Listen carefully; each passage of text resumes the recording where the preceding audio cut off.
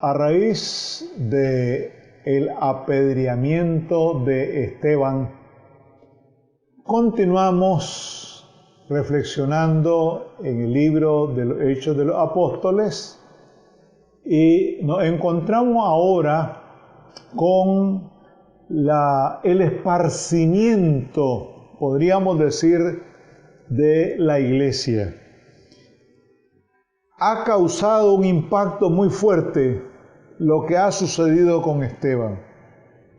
Pero eso también contribuyó para que la iglesia continuara realizando su tarea, su labor, conforme a lo que el Señor nos enseñó allá en la Gran Comisión. Y dice aquí, ya estamos en el capítulo 8 de los Hechos de los Apóstoles o Hechos del Espíritu Santo, que también así se conoce. Dice, y Saulo consentía en su muerte. Significa que Saulo era cómplice, estaba de acuerdo con la muerte de Esteban. Vean cómo el Señor viene tejiendo, viene manejando las cosas, y por eso es que nosotros creemos en los milagros. Este personaje es altamente peligroso, un personaje que azotaba a los cristianos. Pero ahora, dice aquí, en aquel día hubo una gran persecución contra la iglesia que estaba en Jerusalén. Decíamos la vez pasada que Nerón, uno de los emperadores más feroces del Imperio Romano,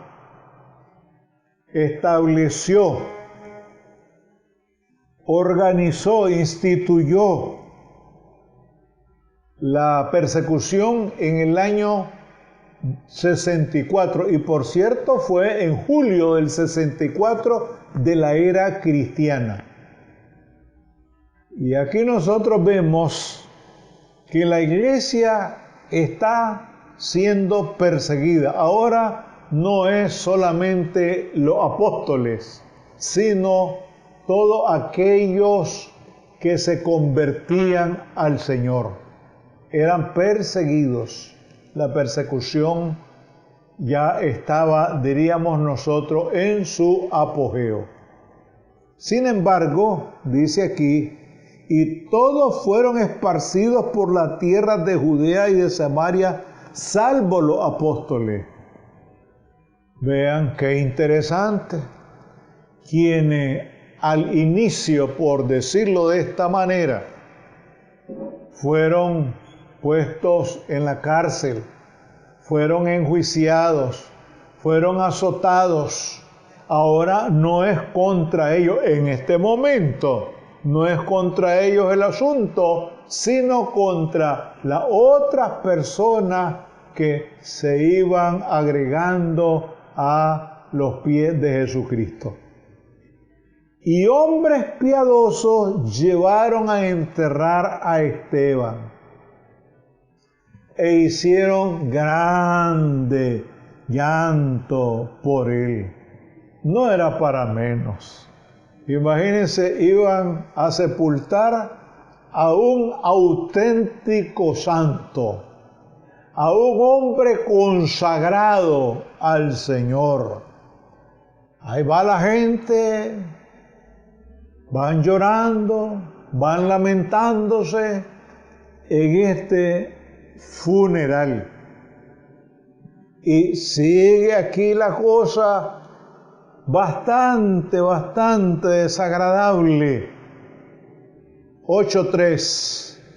Y Saulo asolaba la iglesia y entrando casa por casa arrastraba a hombres y a mujeres, y los entregaba en la cárcel.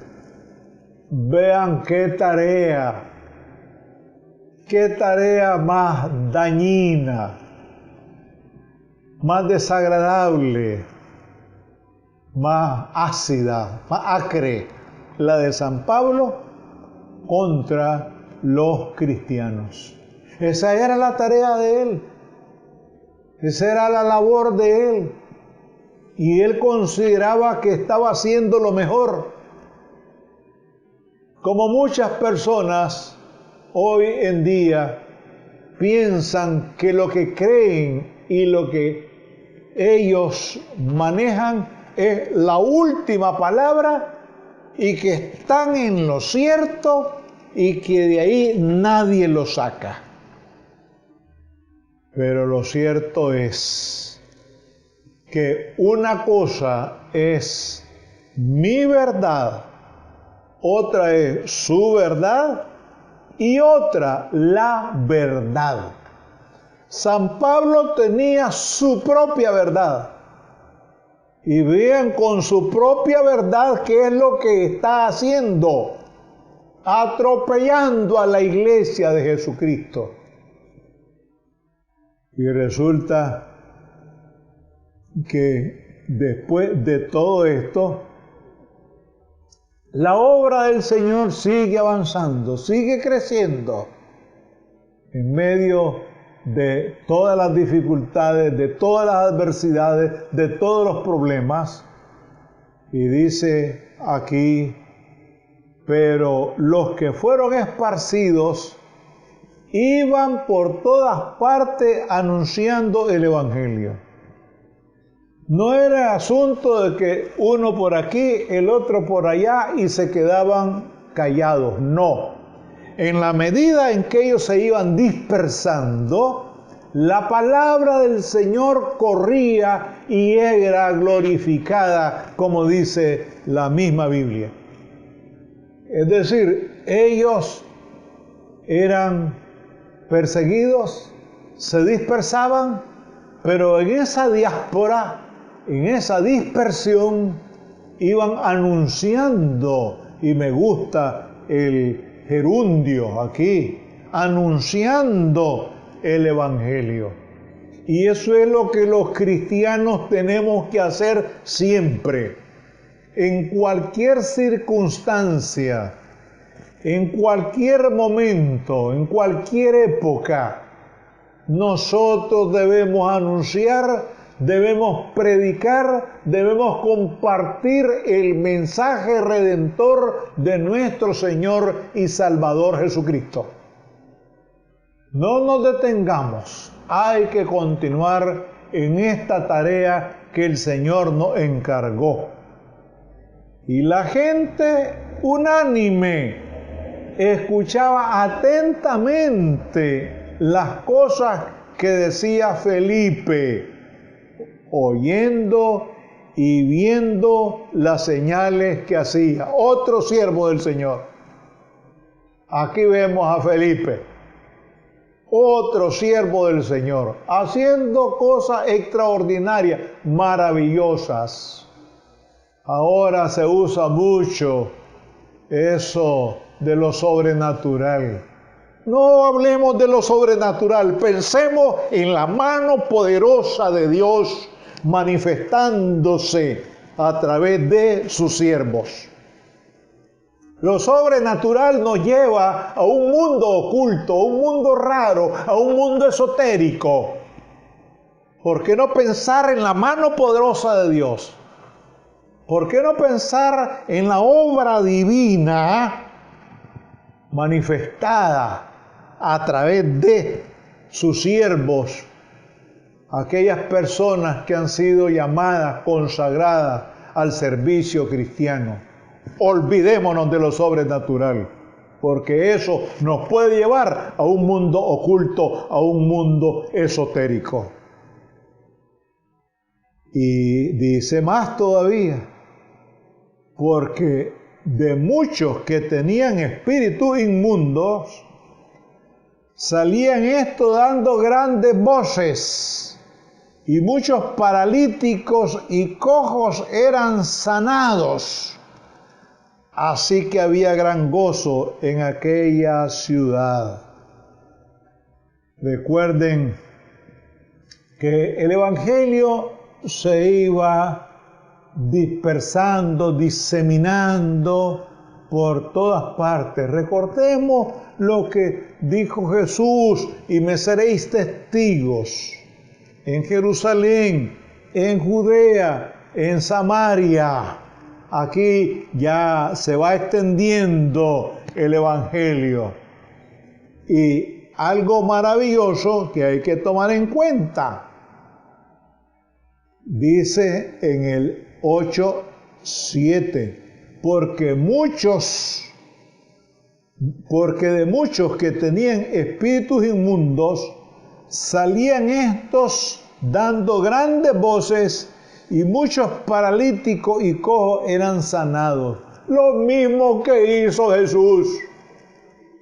Lo mismo que hizo Jesús están haciendo los siervos del Señor. Están haciendo aquellos hombres que fueron llamados al ministerio cristiano. Y no para hacer gala de ellos, no, sino para glorificar el nombre del Señor. No debemos nosotros perder de vista algo que es fundamental. Dios sana a quien quiere, donde quiere, como quiere y donde quiere. Esa es la voluntad de Dios. Y a veces nosotros queremos exigir que Dios haga esto o haga lo otro. No, ese es abuso. Hay que esperar la voluntad de Dios. Y aquí está muy claro, y yo lo menciono con mucha frecuencia en las redes sociales. Cuando alguien está diciendo alguna cosa, dice aquí 5:14 de Primera de Juan. Y esta es la confianza que tenemos en Él. ¿En quién? En Dios. Que si pedimos alguna cosa conforme a su voluntad, ahí está, no conforme a mi voluntad, ni conforme a su voluntad, a la suya, sino a la voluntad de Dios, Él nos oye. Conforme a su voluntad. Recuerden que no le oyó a su hijo, a su propio hijo no le oyó cuando oró ahí en Getsemaní. A San Pablo no le oyó tampoco. Por eso es que hay que leer la Biblia. Sin embargo, con Naamán el sirio, ni siquiera Eliseo lo vio, ni lo tocó, ni nada. Díganle a ese señor que se vaya a zambullir 7 veces al Jordán. Eso fue, le dio una orden nada más. No lo tocó, no oró, no hizo nada más que usar los recursos que Dios le dio a Eliseo. Vayan, díganle a ese hombre lo que tiene que hacer. Vean cómo actúa el Señor. Él actúa de acuerdo a su propia voluntad, no de acuerdo a la nuestra. Y dice aquí, salían estos dando grandes voces. Solo se me viene a la memoria el Gadareno. Aquel hombre a quien le echaron, el Señor lo exorcizó. Es decir, le sacó los demonios y estos se metieron en aquellos cerdos, que eran como 3,000, dice, y se despeñaron ahí y aquello fue un desastre. Cuando dejó liberado a aquel hombre de los demonios. Y más todavía, y muchos paralíticos y cojos eran sanados. Así que había gran gozo en aquella ciudad.